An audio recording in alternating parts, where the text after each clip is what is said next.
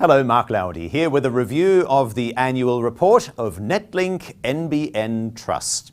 If you're in Singapore and you are connecting to the fiber optic internet that we enjoy in this country, your signals, your video viewing, your emails and whatever else are carried through this network that NetLink NBN Trust owns. 93,000 kilometers of fiber optic network to be precise, and at the moment covering 88% of households.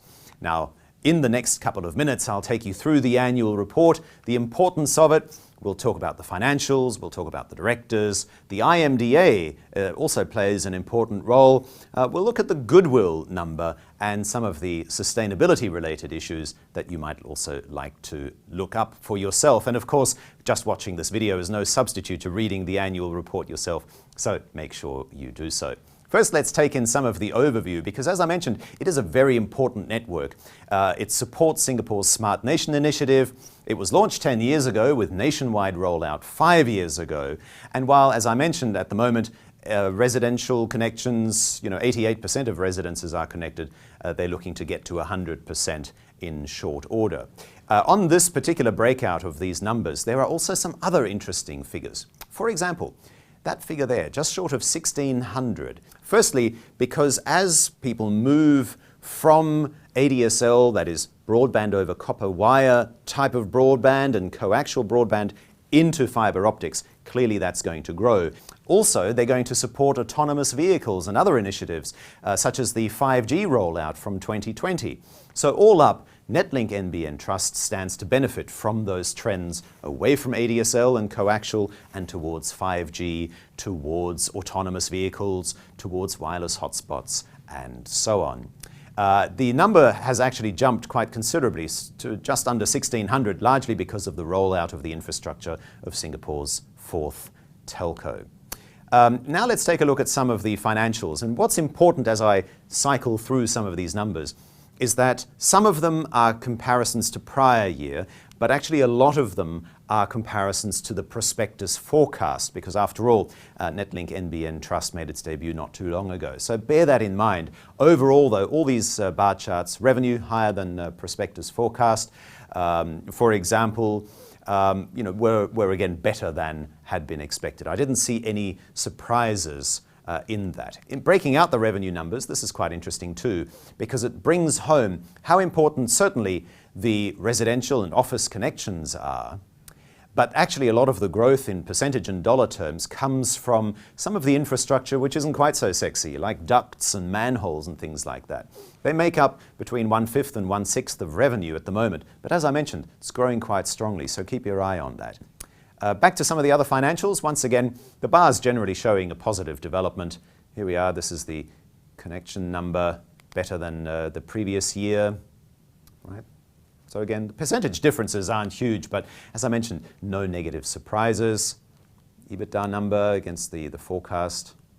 Right? So as you can see by looking at these graphics, a genuinely sanguine picture, nothing majorly kicking out one way or the other. On this table down here, you'll see the profitability number and the very substantial, almost 18% increase, improvement in profit, and that's on the basis of a fatter net margin.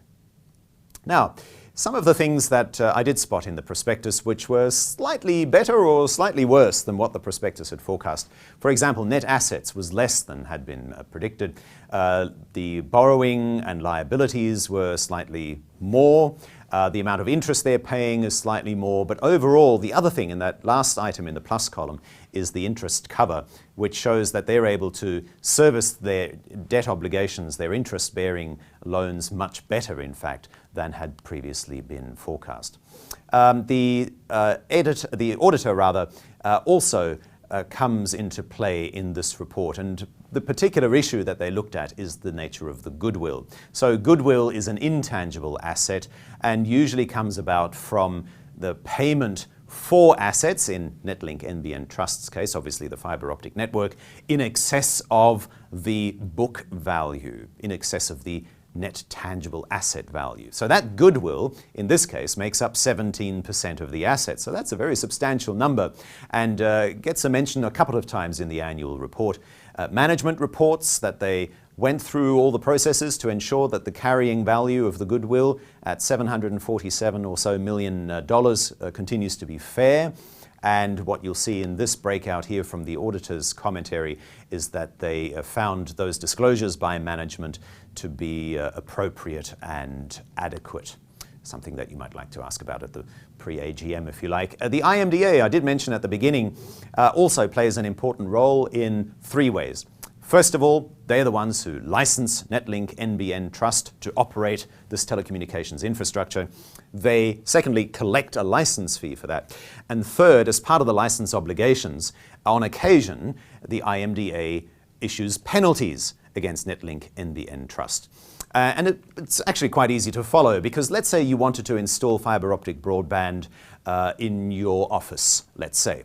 You then approach one of the telcos that resells the NetLink NBN Trust network, but then you have to wait for the landlord to give their approval, or the management corporation if it's a residential property. In other words, there is somebody other than NetLink NBN Trust that's involved in getting that broadband connection to you. And that's where the problem starts, because obviously they're then dependent on the landlord, on the management corporations to cooperate and quickly give that approval.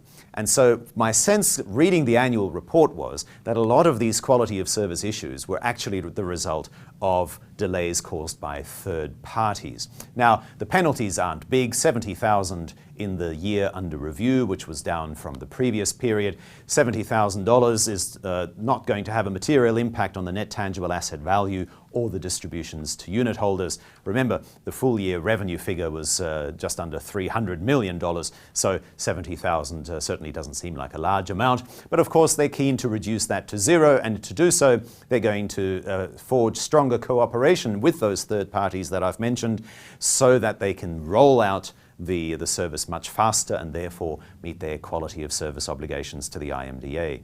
Which brings me to the license requirements. The so-called facilities license, the so-called FBO license, comes at a price. What's interesting is I couldn't see in the annual report how that's calculated. It's derived from revenue, but something again you might like to prompt management about exactly how that's derived and how much it actually costs. Now, just a couple of more points to mention. This one is something that the retail investors are always interested in, is how much do the directors get paid.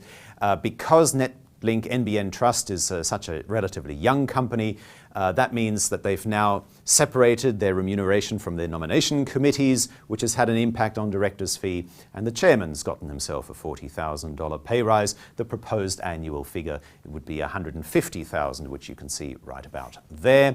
And over here is where the CEO's fee is detailed. If you want to look at all of that, page 54 and 55. And let's have a quick glance through the sustainability report. As you'll be aware, all Singapore-listed companies have to file a sustainability report. And here are a couple of snippets which I thought were quite interesting. The first is that the female representation on the board is 25%, 2 out of their 8 directors, which is substantially above what many other companies listed on the Singapore Exchange have. So they're doing pretty well in that regard. Also, the male-female split is interesting when you look at their non-executive staff. Generally speaking, the non-executive staff tend to be male and younger, perhaps to do with the industry that they're in. There are 0 cases of corruption, of legal non-compliance, and all of those other things that shareholders often worry about. In this case, the 0 is a very good number, of course. Now, if you want to go along to the AGM, here are the details. Friday the 19th of July at 2 p.m. at NTUC Centre in Singapore.